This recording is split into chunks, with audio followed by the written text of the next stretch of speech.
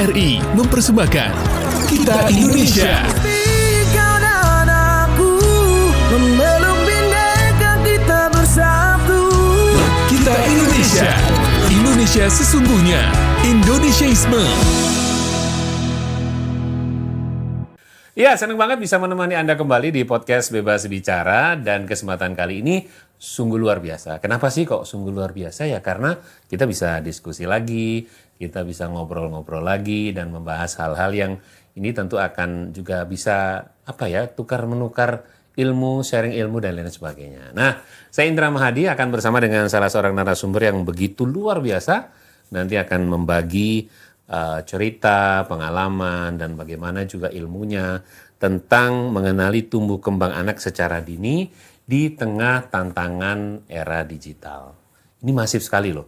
Jadi kalau kita lihat bagaimana anak-anak sejak dini itu rewel sedikit, gampang nih bundanya kasih aja gawe gitu ya.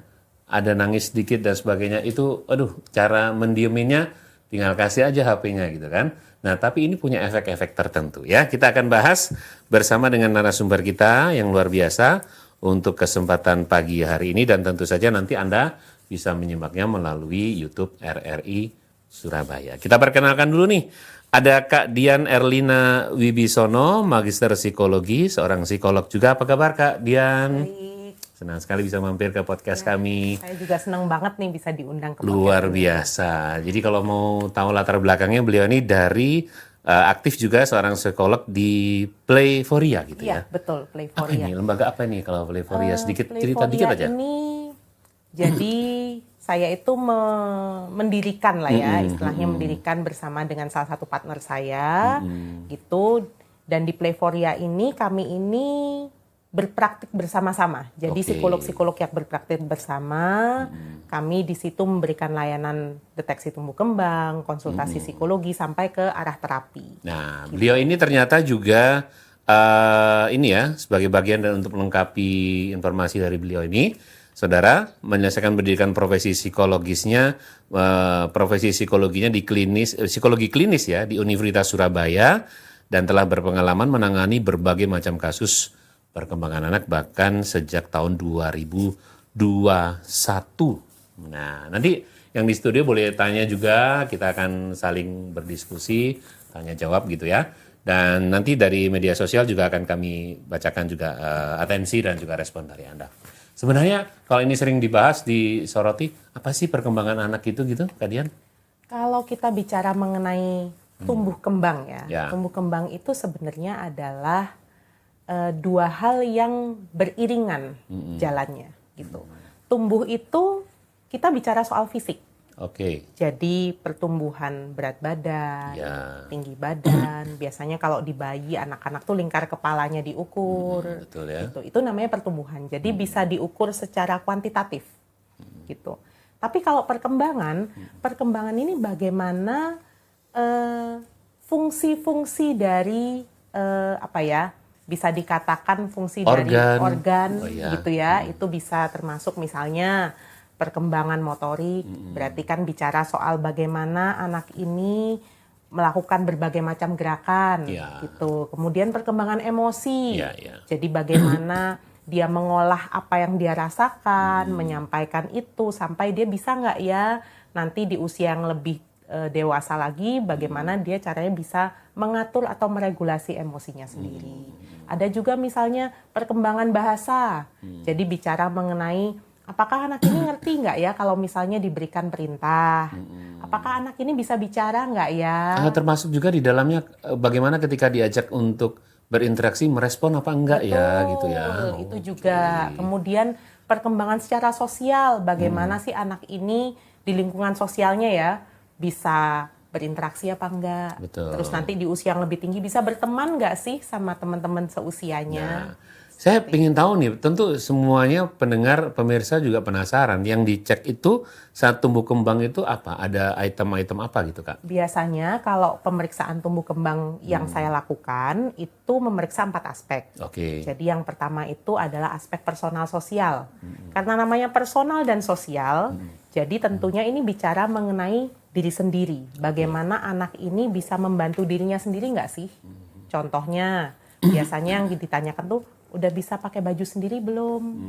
Udah bisa makan sendiri belum? Itu yang tadi namanya yang pertama Personal. ya. Kemudian aspek personal ini berjalan juga dengan aspek sosial. Jadi sosial ini anak-anaknya kira-kira sudah bisa belum ya bermain interaktif dengan orang lain gitu. Udah bisa nggak sih di sekolah tuh mengenali nama-nama teman-temannya? Misalnya Simple itu padahal ya. simple, tapi kan kadangkala bisa luput dari pengamatan orang tua. Itu yang kedua ya. Terus ada juga aspek motorik. Motorik Aspek ini motorik. dibagi dua, motorik halus dan motorik kasar. Kalau motorik halus itu kita bicara mengenai penggunaan otot-otot kecil. Otot kecil itu letaknya itu di mata, di jari-jari tangan gitu ya. Dan ini nanti berhubungan erat dengan kemampuan membaca, menulis gitu di usia sekolah nanti.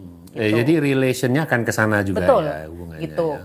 Kemudian ada yang namanya motorik kasar. Kalau motorik kasar ini otot-otot yang lebih besar. Jadi yang dinilai itu nanti kemampuan duduk, berdiri, lari, lompat, berdiri satu kaki, gitu. Bagaimana anak ini seimbang nggak sih badannya, gitu. Karena nanti dengan kemampuan motorik kasar yang baik, biasanya itu akan jadi pondasi juga untuk mencapai kemampuan-kemampuan yang lainnya. Dan aspek terakhir yang diperiksa adalah bicara bahasa. Bicara bahasa ini itu biasanya itu terkait dengan bagaimana anak ini paham nggak sih kalau misalnya kita berikan instruksi, gitu. Anak ini bisa mendengar suara nggak ya, gitu. Terus habis itu anak ini bisa bicara nggak ya?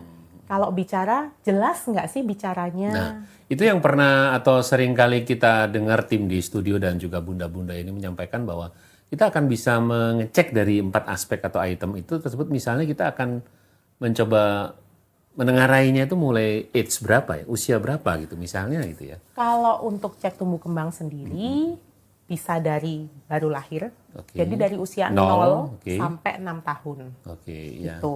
Tapi biasanya orang tua itu kebanyakan datang itu di usia-usia 1,5, 2 tahun, bahkan ada yang lebih. What's the reason-nya? Apa alasannya mereka? Karena memang saya sering kali berdiskusi dengan teman-teman, misalnya dengan Mas Hatta dan lainnya. Apakah, nanti kan akan bisa bicara sendiri, nanti gampang deh gitu. Sering kali gitu, atau gimana nih Kak? Ada yang biasanya itu waktu dia masih bersama orang tuanya aja, belum masuk ke lingkungan yang lebih besar, itu biasanya orang tuanya ya sudah mengamati perkembangan anaknya saja, gitu. Tapi ketika nanti masuk ke lingkungan yang lebih besar, biasanya mulai ada pembanding ya, kok temennya udah lebih cerewet sih, kok anakku kayaknya kok belum, gitu. Nah itu biasanya mereka datang. Nah kemudian juga pada saat tumbuh kembang anak ini yang dicermati ayah dan bunda atau masyarakat yang lain itu seringkali disebutkan adalah ini pemirsa, soal golden age begitu ya, umur emas. Mungkin bisa dijelaskan ya, apa nih golden age juga itu? Golden age itu sebenarnya kenapa kita bilangnya itu golden? Karena di masa-masa itu otak anak itu berkembang dengan pesat, gitu. Sebenarnya golden age itu tidak dimulai ketika anak lahir, tapi justru dimulai ketika masa konsepsi atau ketika janin itu mulai terbentuk di dalam rahim ibu, gitu. Itu di minggu ke? Itu dari awal. Dari awal sudah bahkan. Dari awal banget itu kita bisa menghitung 1000 hari pertama. Itu. Itu biasanya otak itu berkembang sekitar 90% gitu dari keseluruhan perkembangan otak sepanjang hidupnya. Gitu. Kemudian nanti di 1000 hari kedua itu otak itu sedang menyerap berbagai macam informasi dengan sangat mudah. Sehingga itu periode yang nggak boleh ditinggalkan. Gitu. Itu periode yang orang tua tuh harus sadar bahwa mereka harus banyak kasih stimulasi ke anaknya. Gitu. Dan kalau misalnya anak-anak itu mendapatkan stimulasi yang tepat di usia golden age, itu biasanya nanti tumbuh kembangnya jadi akan optimal ya. Jadi kalau Kak Dian tadi menyebutkan 0 sampai 6, itulah sebenarnya golden age-nya di situ. Bisa dikatakan seperti itu. Tapi biasanya kalau kita hitungannya 1000 hari itu biasanya 5 lebih itu udah di 1000 hari keduanya. Gitu. Nah, kalau memang ingin melakukan screening itu di usia berapa idealnya juga gitu misalnya? Sebenarnya sih nggak ada usia yang ideal. Maksudnya nggak ada patokan, harus di usia segini itu yang paling ideal. Sebenarnya tidak ada gitu. Cuman biasanya kalau menurut CDC itu lembaga Center for Disease di Amerika sana. Itu mereka itu menyarankan paling tidak dilakukan semasa golden period itu sebaiknya 3 kali dilakukan, gitu. Tapi usianya tidak disebutkan di situ. Gitu. Paling nggak kalau ayah bunda atau bundanya terlebih lagi untuk mau ngecek, paling nggak in 1 year. Biasanya 1 tahun boleh. Ya, 1 tahun. Tapi saya harus berpesan ini kepada terutama orang tua yang mungkin anaknya lahirnya prematur. Kalau prematur itu sesegera mungkin lebih baik dicekkan, karena biasanya itu kan different condition ya, jadi harus lebih ini. Betul, biasanya sebelum 2 tahun sebaiknya dicekkan, karena kalau anak prematur itu diharapkan di usia 2 tahun dia udah catch up dengan perkembangan yang sesuai gitu. Kalau sebelumnya biasanya di pengecekan tumbuh kembang itu kalau anaknya prematur itu usianya dikoreksi. Jadi dikurangi dengan usia kelahirannya gitu. Jadi bukan mengikuti usia sesungguhnya tapi dikurangi lagi. Ya. Gitu. Ini sebagai catatan juga ya para bunda, terutama ini ketika memang ada kondisi-kondisi ketika bunda dengan kelahiran yang prematur itu kan tidak normal 9 bulan ya, biasanya lebih cepat kan begitu. Maka dengan normalnya itu akan dikurangi dengan berapa, jadi misalnya kelahirannya di usia 30 minggu gitu kan, normalnya itu di usia 36 minggu. Kita akan kurangi 6 minggu dari usia yang seharusnya. Jadi itu namanya usia koreksi gitu. Jadi karena dia itu dilahirkannya prematur, itu kan tentunya dia tidak bisa langsung kan biasanya mengalami proses dulu, masuk NICU dan segala macam. Jadi dia nggak bisa langsung distimulasi lah istilahnya. Gitu. Kalau dari ini ada pertanyaan titipan juga yang disampaikan juga melalui website dan juga medsos kami juga, ada Ivana yang menyampaikan gimana juga dengan kondisi yang normal juga, apakah memang ini juga harus diperiksakan ya. Kadang sometimes juga ketika ayah dan bunda have a normally condition, maka ini kudu diperiksa juga nih, atau udahlah udah normal nggak usah deh gitu, gimana nih Kak? Gini, sebenarnya kalau itu saya sebagai seorang psikolog itu menyerahkan kepada orang tua gitu ya, keputusannya ada di orang tua. Tapi bagaimanapun juga kalau orang tua dengan kacamata orang awam dengan kami sebagai kacamata yang punya background pendidikan, istilahnya sebagai yang lebih ahli lah gitu ya, itu pasti ada perbedaan gitu. Sehingga walaupun menurut papa mamanya mungkin ya merasa kalau anak ini nggak ada masalah kok gitu, nggak apa-apa loh sesekali melakukan pengecekan tumbuh kembang. Kalau memang anaknya nggak ada masalah, kami akan memberikan saran-saran supaya anak ini bisa berkembang di usia selanjutnya gitu. Kalau dari pantauan Kak Dian dan juga teman-teman yang lain, apakah juga di masyarakat kita ini ada kecenderungan sudah mulai juga bahwa secara sadar juga tetap melakukan pemeriksaan juga? Biasanya mungkin pantauannya selama ini. Kalau saat ini ya dibandingkan dengan awal-awal ketika saya bekerja di dunia psikologi seperti ini, itu sekarang awareness-nya sudah mulai lebih baik. Gitu ya. Artinya tidak hanya orang tua tapi guru, kadang gurunya yang menyarankan untuk anak ini dicekin aja gitu. Jadi nggak cuma orang tua tapi guru-guru juga sekarang awareness-nya sudah jauh lebih baik. Gitu. Jadi ini akhirnya menimbulkan kecenderungan ingin bertanya juga ya, jangan-jangan memang bundanya jarang mencermati kondisi putra-putri yang bisa juga seperti itu, bahkan gurunya yang tadi Kak Dian ngomong juga menyampaikannya juga. Nah, jadi ternyata kalau soal cek tumbuh kembang ini bukan hanya untuk anak yang mengalami keterlambatan saja ya. Kita nanti akan teruskan lebih seru lagi di sesi berikutnya. Wih, keren banget nih. Katanya ada obat herbal bisa mencegah sakit gigi seumur hidup. Ada hoax tuh. Widih. Ini juga keren nih. Ada sumber energi baru PLTH, pembangkit listrik tenaga hampa. Itu juga hoax kali. Lu bacanya apaan sih? Aduh, pantesan portal abal-abal lu baca. Kalau mau baca berita yang lengkap tapi udah verified, mulai dari berita nasional, internasional, olahraga, gaya hidup sampai hiburan, lu cukup klik rri.co.id. rri.co.id. Di situ lu juga bisa streaming RRI digital. Aduh, makanya cek-cek dulu biar gak kegocek di rri.co.id.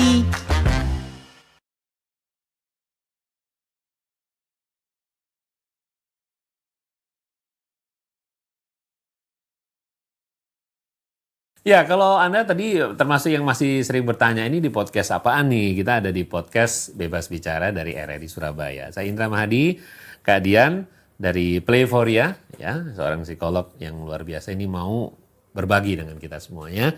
Nanti Anda juga boleh bertanya-tanya lewat komentar yang Anda sampaikan juga melalui YouTube kami di RRI Surabaya tentang tumbuh kembang anak yang ada kaitannya juga dengan tantangan di era digital, ya.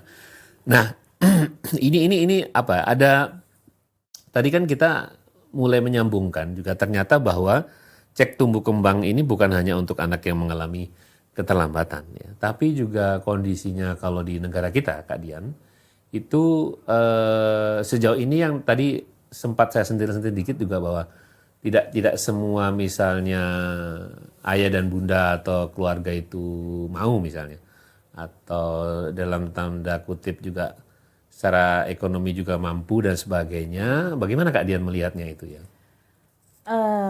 Sebenarnya itu bagi saya gitu ya, itu kondisi yang kadang tuh saya ngerasa miris ya, gitu. Karena sebenarnya itu nggak butuh hal yang dengan biaya tinggi ya, kan itu ada di fasilitas kesehatan kita di masyarakat. Yang paling dasar pun misalnya di puskesmas, di apa itu ada juga sebenarnya. Sebenarnya kalau cek tumbuh kembang itu sudah ada layanannya di rumah sakit ada biasanya gitu, atau bisa ke klinik-klinik tumbuh kembang bisa. Jadi yang boleh melakukan itu kan sebenarnya dokter, dokter biasanya dokter spesialis anak, dan biasanya ada subnya lagi ke konsultan tumbuh kembang, atau dilakukan oleh psikolog anak gitu.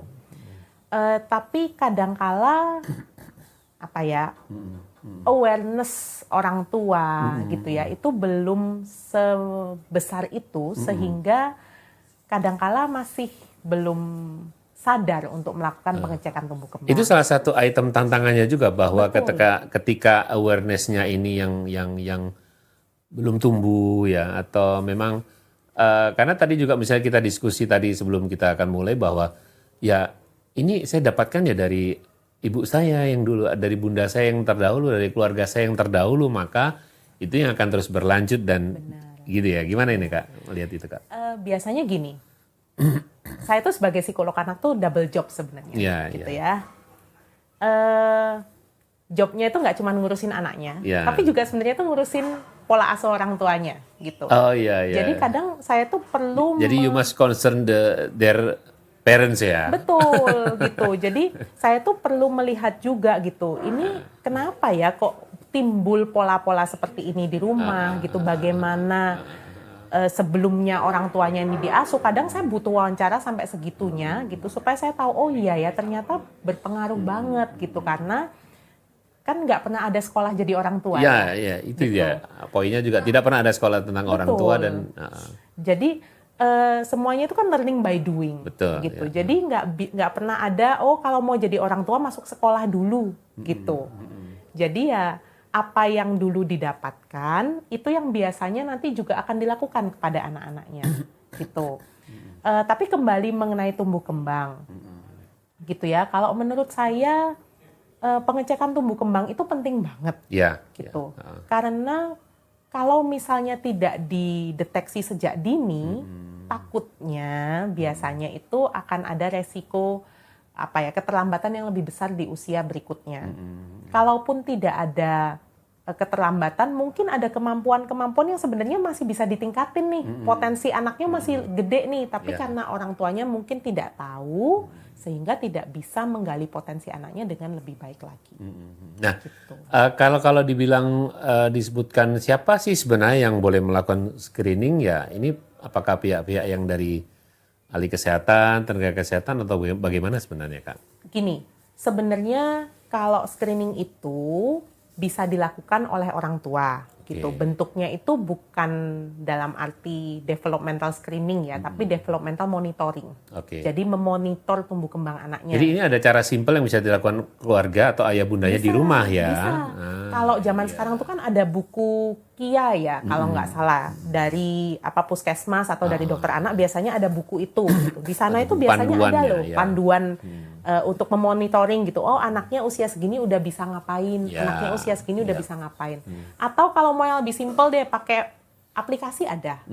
Misalnya Primaku itu bisa tuh untuk pengecekan tumbuh kembang juga. Tapi tentunya sifatnya itu tidak bisa tidak bisa menyeluruh lah gitu, karena bagaimanapun juga orang tua ini kan awam, kecuali misalnya orang tuanya memang dokter ya atau memang psikolog gitu, itu mungkin berbeda cerita. Tapi kalau misalnya orang tuanya bukan berasal dari background kesehatan, nggak apa-apa dimonitor saja dengan orang tuanya, tapi tentunya menurut saya tetap harus ada pemeriksaan ke tenaga yang lebih ahli gitu. Tapi biasanya juga dari pola bagaimana kita berinteraksi dengan masyarakat yang lain, itu akan ada informasi-informasi yang masuk kan begitu. Misalnya antara para bunda yang sharing juga pengalamannya, anak saya begini nih, anak kamu gimana dan sebagainya kan begitu ya. Itu akan jadi item juga untuk bisa mendetek juga kan sebenarnya Kak Dian ya. Tapi itu juga perlu hati-hati ya, karena kadang ada yang misalnya nih, biasanya yang saya temuin tuh gini klien-klien saya Apa itu. nih? Datang kemudian bilangnya, iya soalnya ngelihat anak tetangga kok udah bisa gini-gitu. Itu yang sering juga kok kita dengar belum? gitu ya Mas ya. Ya. Gitu. Dan jadinya orang tuanya jadi cemas-cemas sendiri gitu. Padahal secara di atas kertas kalau sudah dilakukan pengecekan tumbuh kembang anaknya nggak apa-apa. Gimana gitu? Misalnya gini ngomong, Kak Dian anak saya sudah bisa salto gitu. Oh enggak ya? Ya nggak apa-apa sih kalau bisa salto juga boleh gitu. Ya gitu sih gimana curhatnya? Biasanya tuh gini, dateng terus habis itu kan bilangnya si anak itu kok udah bisa ngapain gitu. Anak saya ini cuma beda sebulan loh, tapi kok nggak bisa gitu. Atau Oke. misalnya ini biasanya itu yang kentara apa? Motoriknya kan begitu ya? bicara. Motorik biasanya kelihatan gitu. Nah, orang tuanya jadi cemas-cemas sendiri, padahal kalau misalnya setelah diperiksa anaknya ini tidak mengalami keterlambatan apa-apa. So what the special case misalnya? Apa yang harus dicermati, diwaspadai awal-awal itu misalnya? Biasanya kalau biasanya orang tua tuh datang itu di usia-usia anak-anak yang sudah harusnya mulai bicara tapi belum. Nah, Gitu. ini kita perlu tahu juga nih, ayah bunda juga perlu tahu bagi yang juga calon ya. Ini ada juga yang di sini yang calon nih, atau juga yang di rumah yang juga mau punya baby atau yang segera juga ini ya punya baby segera. Apa ini? Apa yang bisa dideteksi ini?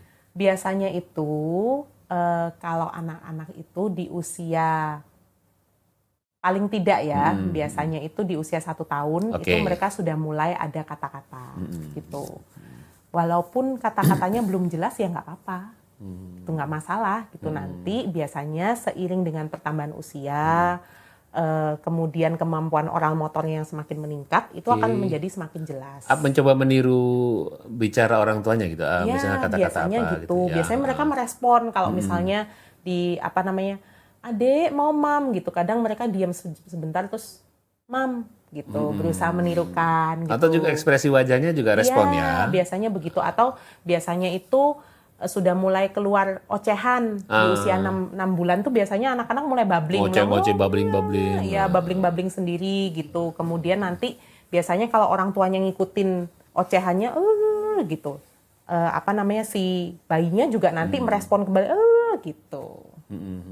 Nah, ini dia ya. Jadi kan memang ayah bunda, para orang tua dan juga orang-orang yang terdekat yang juga sering kali bersama dengan balitanya ini juga memang harus aware sekali lagi ya. Nah, ketika ada deteksi dini, kemudian ditemukan nih, wah ini nih, tadi kan bilang ke Kak Dian ya, tetangga saya ini anaknya sudah gini kok belum, maka apa first step-nya, langkah yang harus segera dilakukan apa nih? Gini, biasanya kalau pemeriksaan tumbuh kembang itu hasilnya akan saya beritahukan kepada orang tua secara lisan setelah saya selesai melakukan observasi dan wawancara gitu ya. Jadi biasanya observasi dulu dengan anaknya, saya akan main dengan anaknya sambil melakukan tes gitu, kemudian saya akan wawancara orang tuanya. Setelah itu saya akan menyampaikan nih, hasilnya seperti apa, ada keterlambatan atau tidak, atau ada hal-hal yang kayaknya perlu diwaspadai deh, gitu. Kalau memang ada hal-hal yang perlu diwaspadai, biasanya saya akan melihat sumber daya rumah, gitu. Apakah orang tuanya ini cukup mampu kita edukasi, cukup mampu melakukan stimulasi yang akan disarankan untuk mereka, gitu ya. Begitupun kalau ada keterlambatan, apalagi kalau misalnya keterlambatannya agak besar, gitu ya. Biasanya saya akan lihat SDM di rumah nih gimana sih. Nah, dari tadi itu Kak Dian mengarah ke sana ya. Jadi kelihatannya ini jangan-jangan 60% karena ayah dan bundanya, atau perlu dilihat nih kolamnya kalau di keluarga gimana gitu. Ya, jadi biasanya saya lihat SDM di rumah, misalnya gini, kalau anaknya ini tinggal dengan ayah bundanya, tapi sehari-hari ayah bundanya kerja. Nah, itu dia. Kemudian di rumah misalnya dengan kakek neneknya Ya. yang mungkin usianya sudah sepuh gitu ya. Tentunya kalau misalnya dititipin anak 2 tahun yang lagi lari-lari ke sana sini sudah ngos-ngosan Ya. kakek neneknya. Sehingga kalau seperti itu misalnya ada keterlambatan, apalagi keterlambatannya banyak, biasanya saya minta untuk diterapi saja. Oke. Gitu. Supaya ayah dan bundanya ini bisa dipandu lebih intensif gitu. Jadi kan kalau terapi itu biasanya kalau saya senangnya itu memberdayakan orang tuanya. Jadi habis terapi biasanya saya kasih PR nih di rumah. Perlu dikerjain ini, Ya, perlu main apa di rumah gitu. Tapi kalau misalnya tidak ada keterlambatan atau misalnya keterlambatannya sedikit-sedikit yang sekiranya bisa distimulasi sendiri di rumah, biasanya saya kasih saran-saran aja. Jadi nggak perlu langsung terapi. Tapi dalam jangka waktu tertentu, itu biasanya saya minta untuk dievaluasi kembali apakah Oke. sudah catch up atau ternyata misalnya, oh ada hambatan lain nih yang membuat saya nggak bisa melakukan saran-sarannya. Nah. Gitu. Nanti bisa didiskusi. Tetapi memang dari pengamatan Kak Dian di lembaga psikologinya itu memang yang paling atas itu, yang paling banyak persentasenya memang itu ya, karena memang faktor yang ketika orang tuanya atau ayah bundanya ini Kalau melakukan- itu gini, kalau itu kita nggak bisa bilang apakah faktornya pasti dari orang tua. Oke. Karena kalau memang anaknya sudah punya gangguan penyerta, gitu, gangguan yang lebih serius, gitu ya, misalnya gangguan neurodevelopmental, misalnya yang ngetren sekarang autism, Oke. hiperaktif, gitu. Itu kan mereka memang dari awal perkembangan otaknya sudah berbeda, gitu. Perkembangan syarafnya udah beda dengan yang typical. Typical Oke. itu dalam arti anak-anak yang tidak memiliki gangguan ya, gitu. Sehingga kalau mereka yang punya gangguan, tentunya walaupun distimulasi mungkin tidak bisa sepesat anak-anak yang nggak membawa gangguan apa-apa, Oke. Ya, gitu. ya. Gitu. Contohnya misalnya anak-anak yang punya gangguan autisme, gitu. Walaupun udah distimulasi bicara, memang autisme itu biasanya kan hidupnya di dunianya sendiri, sehingga Oke. lebih sulit melakukannya. Gitu. Nah, ini kita ketemu lagi hal baru soal autisme yang nanti akan dibahas lagi ya di sesi yang beda, tentu dengan teman-teman yang lain, tapi tetap juga di YouTube-nya RRI Surabaya begitu ya. Nah, yang pastinya juga kalau proses observasinya sebelum terapi itu boleh dikatakan mudah atau bagaimana sebenarnya? Gini, kalau biasanya kalau kita bicara mengenai terapi sampai ke terapi itu berarti ada tata laksana yang harus dilakukan. Gitu. ya. Biasanya tata laksananya itu anak datang itu biasanya mereka akan melewati pemeriksaan tumbuh kembang atau konsultasi. Karena kalau anak-anak yang lebih besar itu udah nggak bisa dengan pemeriksaan tumbuh kembang lagi. Oke, Gitu. ya, Biasanya ya. masuknya ke konsultasi. Kemudian dari pemeriksaan tumbuh kembang atau konsultasi biasanya kita jadi dapat nih masalahnya apa, penyebabnya apa, intervensinya apa, gitu. Lalu biasanya diarahkan ke proses intervensinya Oke. dan nanti di situ akan bertemu dengan terapisnya untuk melakukan asesmen. Asesmen itu biasanya dilakukan untuk mendapatkan satu targetnya anak ini mau ngapain sih dalam jangka waktu tertentu, misalnya 3 bulan ke depan targetnya anak ini bisa ngapain. Jadi nanti ada target-target yang ingin disampaikan. Iya, Nah, nanti ada itu. target-target yang akan dikejar. Kita sudah bisa dapatkan poinnya, tapi juga ini yang juga menjadi perkembangan di masyarakat di tengah-tengah kita semuanya adalah bagaimana ada tantangan baru juga. Kalau tadi itu mungkin di screening awal ya, tapi juga di tumbuh kembang berikutnya itu yang terpengaruh dengan gawai atau gadget ya. semakin seru cuma di podcast Bebas Bicara. Selamat datang di era digital baru. RRI News kini hadir di genggaman Anda dengan aplikasi mobile terbaru. Temukan berita online terkini, cepat, dan terpercaya langsung dari perangkat Anda dengan fitur pembaruan berita real time dari aplikasi mobile RRI News. Anda tak akan pernah ketinggalan informasi. Nikmati kemudahan akses berita nasional dan internasional, berita terpopuler, dan video berita terbaru kapan saja dan di mana saja. Dilengkapi dengan teknologi terkini, aplikasi mobile RRI News memberikan pengalaman membaca yang lebih baik. Dapatkan notifikasi berita penting langsung di layar ponsel Anda. Jelajahi kategori berita yang Anda minati, mulai dari politik, ekonomi, budaya, hingga olahraga. Anda juga bisa berbagi berita penting kepada teman dan keluarga melalui media sosial dan aplikasi pesan, menjaga Anda tetap terhubung dengan dunia di sekitar Anda. Memiliki jaringan lebih dari 80 microsite tersebar dari Sabang sampai Merauke, serta memiliki tren pembaca yang semakin meningkat. RRI News menghadirkan liputan berita terlengkap dan terkini dari seluruh Indonesia. Unduh sekarang di Google Play dan App Store aplikasi mobile RRI News, membawa dunia ke dalam genggaman Anda.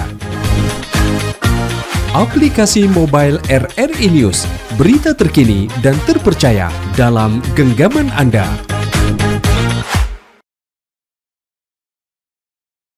Buat yang baru bergabung dengan kami di podcast Bebas Bicara, kita ini lagi ngobrolin apa sih? Jadi sebenarnya yang juga penting dan juga ya ini menjadi kebutuhan kita gitu loh. Jadi bagaimana kita memperhatikan, aware, karena juga nanti untuk masa depan putra-putri atau anak-anak kita semuanya ya. Nah tadi juga ngomong soal perkembangan anak yang mulai screening dari awal, juga ada golden age begitu ya. Kemudian ada screening yang di usia-usia tertentu di awal bahkan mulai 1 tahun ya. Tadi Kak Dian juga menyebutkan gitu ya. Ada yang terlambat tidak sama dengan kondisi-kondisi normally dari anak-anak yang lain, dan ternyata ini juga ada item-item atau faktor-faktor yang lain gitu ya Kak Dian ya, termasuk juga ketika tadi Kak Dian itu cerita loh bahwa ada juga yang parents, orang tua, ayah dan bundanya itu bilang sebelum 1 tahun sudah dikasih hiburan gadget gitu. Cerita dong kayak apa itu gadget atau apa, lihat TV atau gimana itu? Gini, saya itu beberapa kali menemui cerita lah gitu ya. Kalau dari ruang praktik saya gitu, itu orang tua itu zaman sekarang itu terkadang menggunakan gadget itu untuk membantu mereka. Jadi maksudnya itu sebenarnya bukan untuk memberikan dengan los bebas gitu, enggak gitu ya. Tapi kan zaman sekarang ini kita tahu ya, kita tuh hidup di zaman dimana biasanya 2 orang tuanya kerja. Ya, itu satu keniscayaan juga bahwa memang ini. Atau kadang-kala gini, oke, yang kerja hanya satu, hanya ayahnya aja. Bunda di rumah sama anaknya, nggak ada yang bantuin lagi nih. Gitu. Jadi berduaan mulu di rumah. Sementara kita tahu di usia-usia balita, batita, itu kan anak lagi aktif-aktifnya ya. Gitu. Jadi kalau misalnya bundanya misalnya nih, mau mandi aja, nggak bisa. Itu dia. Jadi ditinggal deh anaknya sendirian. Kalau zaman dulu mungkin enak ya bisa titip tetangga. Kalau zaman sekarang, wah nanti tetangganya juga sama-sama kerja semua gitu. Jadi nggak bisa gitu. Sehingga dicobalah untuk diberikan dulu gadget supaya anak ini tenang maksudnya, dan bundanya bisa mandi dulu. Kadang butuh makan, mungkin butuh buang air dan segala macam gitu. Cuman kadang ada juga yang secara sadar memberikan dari usia kecil. Gitu. Jadi misalnya, oh ya saya tuh kerja dari rumah, saya tuh butuh waktu tenang, jadi ya udah anak saya setelin TV aja gitu. Jadi dia hari-harinya itu dihabiskan dengan si TV itu. Gitu. Ada juga yang seperti itu. Ini different loh, TV sama gadget apa dianggap sama juga kalau dalam dunia? Biasanya itu jadi satu. Gitu. Jadi semua jadi TV, tablet, terus iPad, handphone, apalah itu namanya, itu semuanya dianggap gadget gitu. Jadi penggunaannya perlu bijaksana lah gitu. Jadi kalau yang tadi cerita itu bahkan berapa di usia 9 bulan? Ada yang dari usia, ada yang baru lahir langsung distelin ada. Iya. Ada yang misalnya orang tuanya, iya waktu dia udah usia berapa saya hamil, misalnya bundanya bilang gitu. Jadi saya gampang capek, jadi ya udah si kakaknya saya kasihin deh gadget dulu. Ada yang kayak gitu, alasannya beragam gitu. Dan saya tidak bisa sepenuhnya menyalahkan gitu ya, karena itu kan kondisi ya gitu. Kita nggak bisa, kalau idealnya ya harusnya belum boleh. Itu memang kalau di belahan dunia yang lain dengan same conditionnya sama juga ya, para bunda yang di negara-negara lain juga mengalami kondisi yang sama ketika memang memanfaatkan teknologi itu, misalnya gawai untuk istilahnya membantu menenangkan anak-anaknya gitu misalnya. Sejujurnya gitu ya. Saya tuh tidak terlalu banyak mengikuti kasus-kasus di luar gitu ya. Cuman kadang kalau dari sosial media gitu, kadang ada juga yang seperti itu gitu. Cuman kalau di negara barat itu biasanya mereka itu kan lebih mudah akses terhadap kayak daycare gitu. Jadi dari bayi ada juga yang sudah dititipkan di daycare. Karena beda gitu situasi ya kalau begitu ya. Jadi maka kondisinya nggak bisa kita samakan lah gitu. Berarti juga boleh disampaikan juga bahwa kalau kita boleh menyampaikan kapan sebaiknya juga untuk bisa dikenalkan atau ada waktu idealnya juga ketika memang mengenalkan gawai atau teknologi ini untuk membantu ayah dan bundanya untuk menenangkan si anak gitu. Gimana nih? Oh ya, yang perlu saya disclaimer dulu adalah bahwa gini. Ini pengecualian ya, disclaimernya ya. Gadget itu nggak selamanya buruk loh. Oke. Gitu. Jadi kita nggak bisa ngomong bahwa dampaknya pasti negatif nih. Enggak. Ada dampak positifnya juga gitu ya. Cuman tetap harus digunakan secara bijaksana. Kita yang dewasa aja itu kan pasti ada ininya. Biasanya kalau udah kelamaan lihat sosmed tuh mulai tuh muncul peringatan gitu ya. Udah kelamaan nih gitu, berhenti dulu gitu. Apalagi di anak-anak gitu. Biasanya kalau aturannya gitu ya, aturan yang disepakati di hampir seluruh dunia itu biasanya di usia 0 sampai dengan 2 tahun tuh sebaiknya bebas gadget dulu. Oke, idealnya ya. Jadi 0 sampai 2 ya. 0 sampai 2 itu sebaiknya tidak menonton sama sekali. Kecuali misalnya penggunaannya secara interaktif. Misalnya video call sama kakek neneknya. Oke, ya. Kalau video call itu kan tidak satu arah ya, tapi interaktif. Jadi kita bisa lihat ya. Betul, lihat gambarnya. kemudian ada interaksi antara kakek nenek di videonya dengan si anaknya. Itu masih diperbolehkan. Gitu. Tapi kalau yang sifatnya satu arah, jadi anaknya distelin lagu-lagu atau apa dia nonton begini, itu di usia 0 sampai 2 tahun sebaiknya. Atau tadi ada abang yang bilang kartun ya bang ya. Jadi misalnya itu kan itu bisa di setelkan layar untuk kartun. Kalau 0 sampai 2 tahun sebaiknya belum. Oh gitu. Karena sifatnya tidak interaktif. Gadget itu kan nggak pernah minta ke anaknya gitu. Coba kamu ngomong dulu pindah, baru nanti aku pindah saluran. Enggak, anaknya tinggal begini aja pindah dia. Gitu. Jadi kan tidak interaktif sifatnya gitu. Nanti kalau usianya sudah lebih dari 2 tahun, biasanya itu direkomendasinya 2 sampai 5 tahun tuh antara 1 jam sehari. Maksimalnya 1 jam sehari. Itu range usia? 2 sampai 5 tahun. Oke, berarti ini kita sudah masuk ke batasan untuk screening time-nya 2 sampai 5 tahun itu 1 jam? 1 jam sehari. Dan biasanya saya minta kepada orang tua lebih baik kalau dipecah-pecah. Misalnya sekali nonton tuh cuman 10 menit gitu ya. Nanti boleh lagi gitu. Selebihnya itu digantikan dengan aktivitas lain. Misalnya aktivitas motorik dan segala macam. Gitu. Mungkin kalau ada teman-teman di sini yang mau bertanya silakan juga karena banyak juga yang sudah menjadi ayah di sini. Nah, kemudian juga sejauh mana juga ini ya dari gawai itu teknologi bisa mempengaruhi kemampuan juga untuk bicara gitu. Oke, seperti yang tadi saya sampaikan gitu ya. Yang namanya gawai itu kan tidak interaktif. Ya betul. Gitu. Mereka nggak pernah, kalau misalnya kita gitu ya, kita lagi berinteraksi dengan anak gitu. Ini bola gitu. Terus kan anaknya niruin. Wah, oh iya ini bola, kita kasih ke anaknya. Tapi gadget kan nggak pernah, ini bola gitu. Terus anaknya nggak ngomong, ya udah gadgetnya terus saja gitu. Dia nggak pernah nunggu anaknya untuk balas dia gitu, dan baru memberikan apa yang misalnya diinginkan oleh anak gitu. Sehingga ditakutkan kalau misalnya terlalu berlebihan penggunaannya, anak ini tidak mengenal yang namanya interaksi dua arah. Oke. Sementara interaksi dua arah itu adalah dasar dari kemampuan bicara. Gitu. Bagaimana kita bisa ngobrol seperti ini ya? Ya, betul. Kalau misalnya kita tidak bisa berinteraksi satu dengan yang lain. Gitu. Nah, kemudian juga ini ada yang menyampaikan juga melalui website kami itu misalnya kalau yang sering-seringan atau belum apa-apa sudah dihadirkan gawai atau sejenis hiburan yang lainnya. Nah, ini apa juga efeknya yang buruk bagi tumbuh kembang anaknya juga ini? Gimana Ini, nih, Kak? gadget itu kalau misalnya kita bicara mengenai usia anak-anak, usia anak-anak itu ada usia yang eksploratif Ya. gitu ya.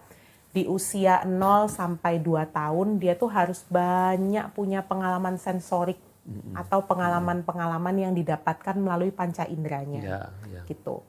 Sementara kalau kita bicara soal gadget itu memberikan pengalaman sensorik, iya, tapi hanya di audio dan visual, Oke. atau di area mata dan telinga. Karena kan gadget itu tidak ada teksturnya, tidak ada baunya, gitu, nggak ada rasanya juga, Iya, betul. gitu. Padahal anak-anak itu harus dapat pengalaman sensorik Dan punya kemampuan itu ya. Oke. yang didapatkan dari panca inderanya. Jadi dia harus banyak pegang tekstur, banyak lihat hal-hal di sekelilingnya, mendengar berbagai macam suara, mencoba untuk menggerakkan anggota tubuhnya, gitu. Jadi, oh kalau misalnya tanganku diginiin, bisa kebuka, barangnya lepas.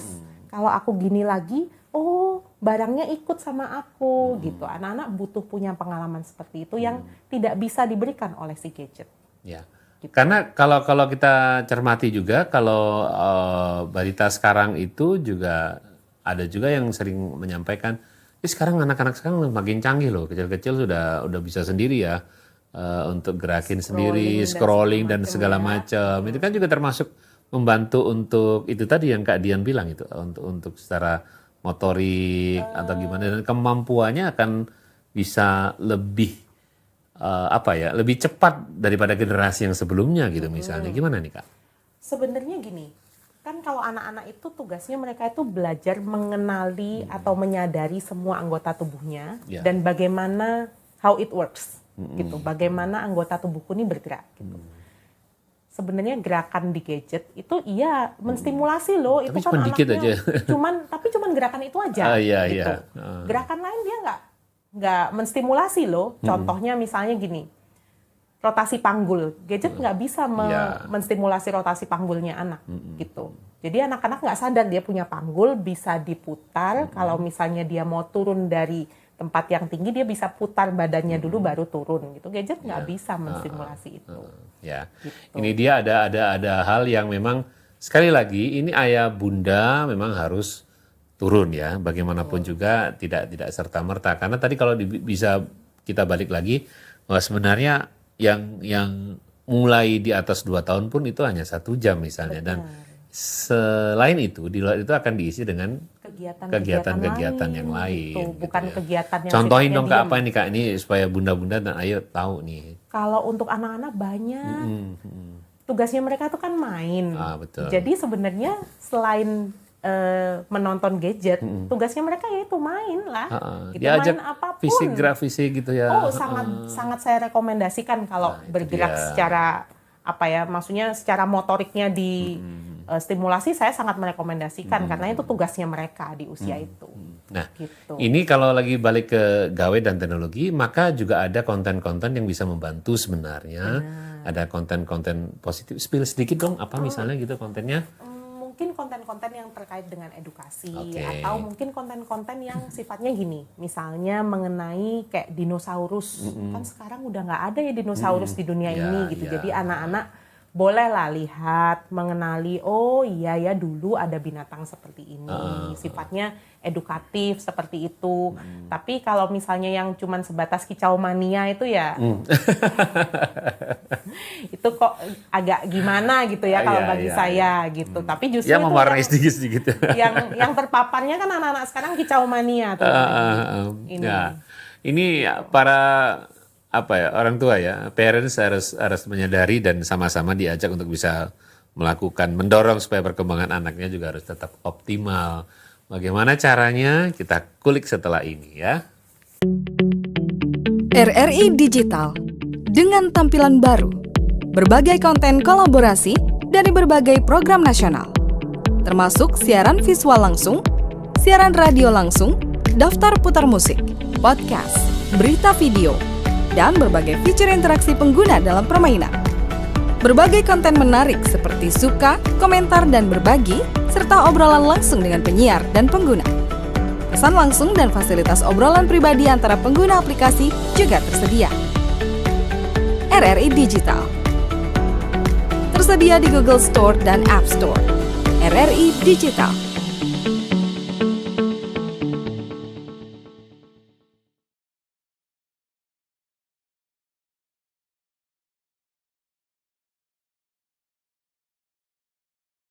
Ya, keseruan kita masih di podcast Bebas Bicara. Nah, kalau ngobrolin atau ngomong-ngomong atau kita memperbincangkan juga bagaimana tumbuh kembang anak ini selalu menarik. Dari tahun ke tahun, bagaimana hal-hal yang bisa diungkap ayah, bunda, papa, mama, bapak, ibu yang ada di rumah itu kan berbeda-beda kondisinya ya. Dan juga bagaimana kalau kita melihat di Indonesia juga ini yang bisa kita pantau juga, karena ada harapan-harapan di mana anak Indonesia bisa terus tumbuh kembang dengan sehat dan punya harapan-harapan yang bagus. Untuk itulah ini Kak Dian bersama dengan kita, Playporia dan juga RRI Surabaya menghadirkan diskusi yang berkaitan juga perkembangan atau tumbuh kembang anak juga yang ada tantangannya dengan era digital. Nah, kalau di Playporia sedikit cerita dong apa kendalanya ketika ada ayah bunda konsul, permasalahan-permasalahan apa yang sering dicurhatkan gitu ya, atau disampaikan gitu, apa nih Kak Dian nih, tumbuh kembang anak? Cukup beragam ya, tapi yang biasanya paling banyak, kalau klien kami itu hampir 80%-nya itu autism gitu. Iya. Dan biasanya itu keterlambatan bicara gitu. Tapi ada juga yang problem-problemnya tuh emosi, kemudian ada yang problem motorik gitu, ada yang seperti itu juga gitu, ada yang problem-problem psikologis kayak yang lagi kita bahas ini sekarang gitu. kalau misalnya efek negatif karena terlalu banyak gawai itu sering juga disampaikan. Ada juga yang biasanya sudah pengaruhnya ke arah kemampuan kayak kemampuan bicara, motorik gitu. Sebentar, itu tadi saya juga menyinggung apa yang disampaikan rekan saya juga. Itu ada yang pola-pola penanganannya bahkan sampai dengan istilahnya tanda kutip dibebat atau apa. Itu mungkin sedikit bisa disentil soal itu. Gini, itu penanganan yang sudah parahkah gitu, misalnya ada kasus yang apa gitu misalnya. Gini, sebenarnya kalau kita bicara tentang penanganan, yang perlu diketahui dulu penyebabnya apa sih, gitu ya. Kalau misalnya dikatakan anak ini adiksi dengan gadget, gitu ya, biasanya adiksi itu ada kesalahan dalam kesalahan berpikir. Berarti kita sekarang masuk ke adiksinya ya, jadi ketergantungan ya sampai ya, pada. Kalau misalnya adiksi itu berarti kan ada kesalahan berpikir karena dia mendapatkan respon atau mendapatkan sesuatu yang menyenangkan ketika dia melihat si gadget itu. Jadi misalnya ini ayah bunda sering cerita nih, ini kalau gawainya tabnya diambil, direbut, itu nangisnya, gondoknya bukan main dan sebagainya. Itu kan sering kali disampaikan gitu ya, gimana Kak? Kalau yang sampai seperti itu berarti anaknya sudah terlalu punya koneksi yang kuat banget tuh dengan si gawai gitu. Jadi biasanya saya minta orang tuanya untuk kita turunin intensitasnya pelan-pelan, durasi nontonnya kita turunin pelan-pelan, tapi harus di-replace atau digantikan dengan kegiatan lain yang sama menyenangkannya dengan ketika anaknya lihat gadget. Jadi adil kan? Gitu, anaknya harus lepas gadget, tapi kalau misalnya anaknya dibiarin bengong-bengong juga ya pasti dia nangis-nangis. Tapi itu nggak mungkin dong kalau nggak dibiasakan atau dimanja dalam tanda kutip sama ayah ibunya seperti itu misalnya. Udah deh kasih aja gitu. Kalau terus dikasih-kasih, gitu, kan? ya kalau terus dikasih-kasih kan anak-anak itu belajar dari pola, gitu. Nangis aja yang keras gitu, nanti juga dikasih, gitu. Makanya yang tadi kami sebutkan di awal bisa juga yang sampai misalnya ada yang penanganannya itu sempat bercerita kepada kami, kawan-kawan kami juga sampai dibebat dan sebagainya itu saking apanya ya? Gini, kalau yang dibebet seperti itu Memang saya ada polanya seperti itu? ada penanganan yang cara kerjanya seperti itu. Cuman kalau saya memang tidak menggunakan pendekatan seperti itu gitu. Saya lebih banyak menggunakan pendekatan relasi gitu ya. Kebetulan saya juga tersertifikasi di situ, sehingga saya biasanya menggunakan pendekatan relasi. Jadi saya memperbaiki relasi antara orang tua dan anak, gitu ya, supaya anaknya terkoneksi kembali nih sama orang tuanya, dan diharapkan jadi bisa koneksi terhadap gawainya itu pelan-pelan akan turun, gitu. Biasanya seperti itu. Jadi saya mengajarkan orang tuanya untuk main sama Spill anaknya. sedikit dong yang tadi soal sampai misalnya mohon izin ya, mohon maaf sampai dibebat dalam tanda kutip. Memang supaya apa gitu misalnya untuk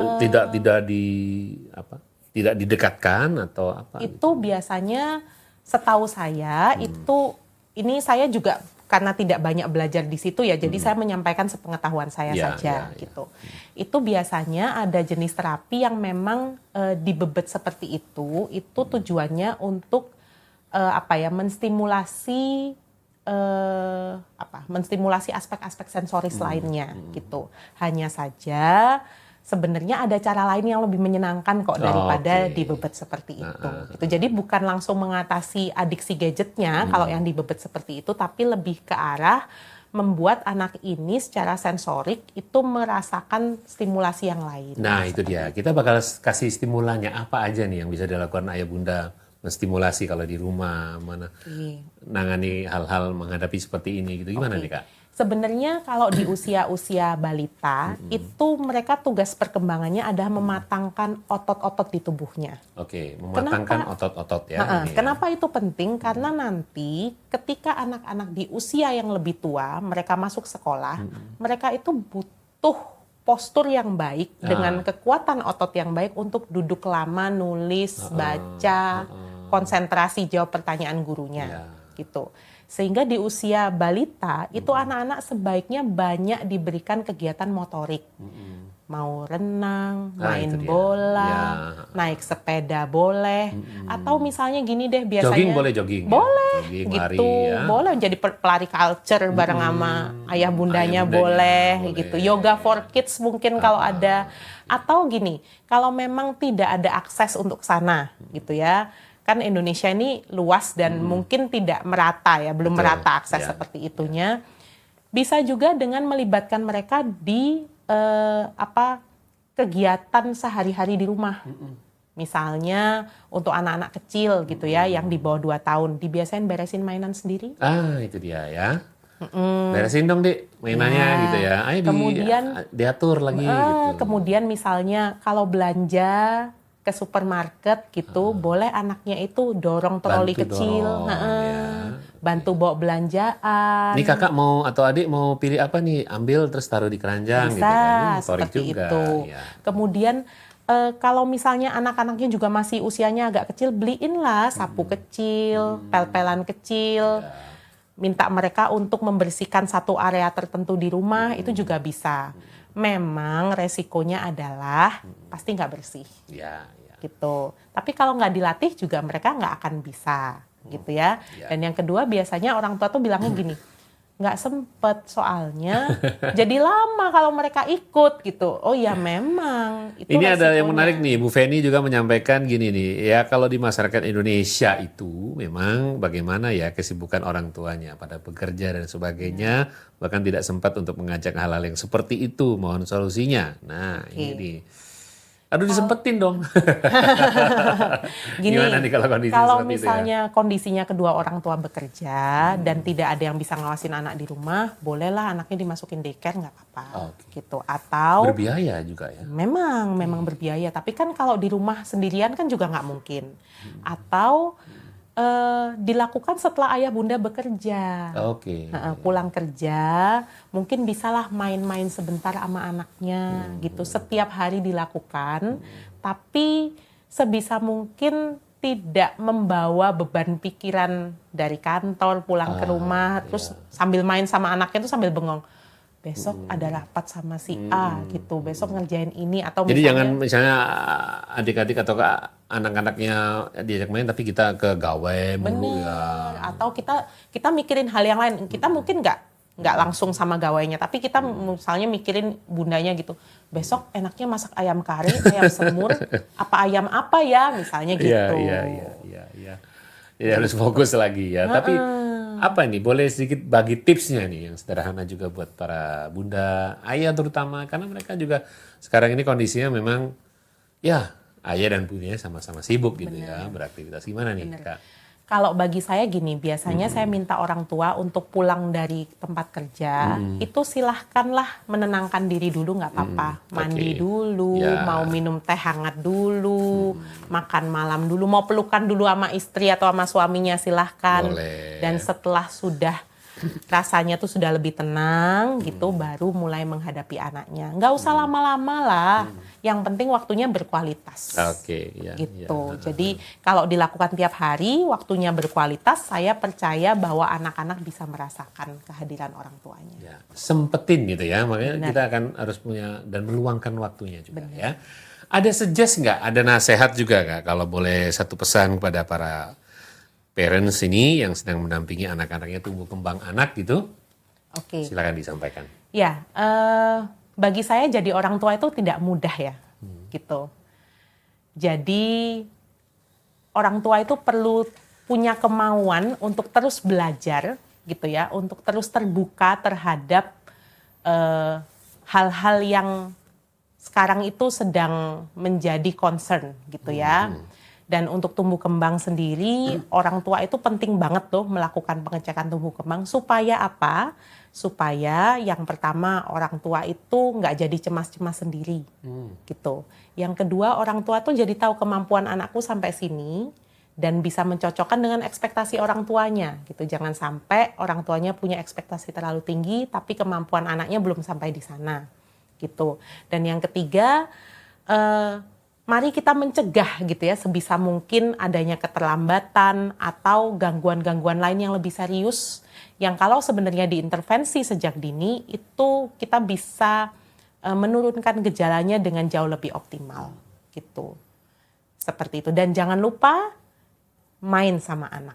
Nah, itu dia, luar biasa ya. Jadi hari ini kita sudah bisa banyak sekali mendapatkan ilmu, sharing bersama. Jangan bosan-bosan untuk belajar dan bertanya. Karena juga termasuk juga calon orang tua, calon ayah, bunda, dan sebagainya. Ini kita bisa belajar bukan hanya soal bagaimana sih melihat tinggi badan, berat badan, kemampuan bicara, sosialisasi, tapi juga mengenali kebutuhan anak tadi ya. Seperti yang juga Kak Dian sampaikan, jangan lupa main sama anak-anak kita juga ya. Terima kasih Kak Dian Erlina Wibisono dari Playpora. Sama-sama. Sudah bersama Terima dengan dari kasih. Surabaya. Kita Terima sampaikan kasih salam hangat juga buat semua keluarga yang ada di Indonesia. Salam.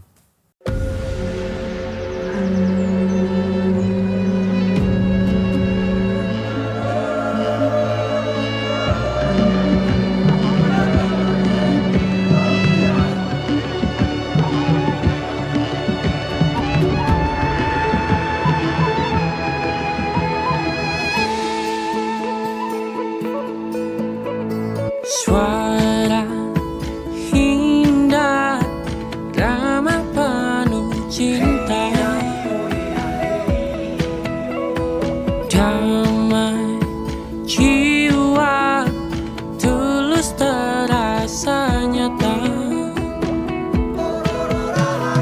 Kita kabarkan berita, membuka cakrawala. Bertaut udara di gelombang semesta. Kita Indonesia, sesungguhnya langit aspirasi bangsa. Kita Indonesia, sesungguhnya kita hadir bagi dunia. Kita Indonesia.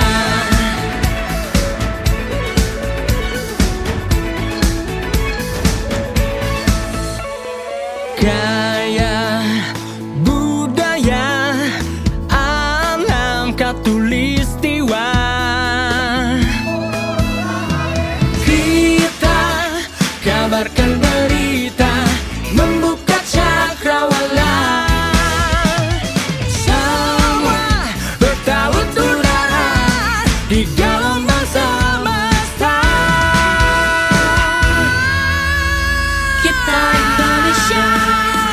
Sesungguhnya langit aspirasi bangsa kita Indonesia.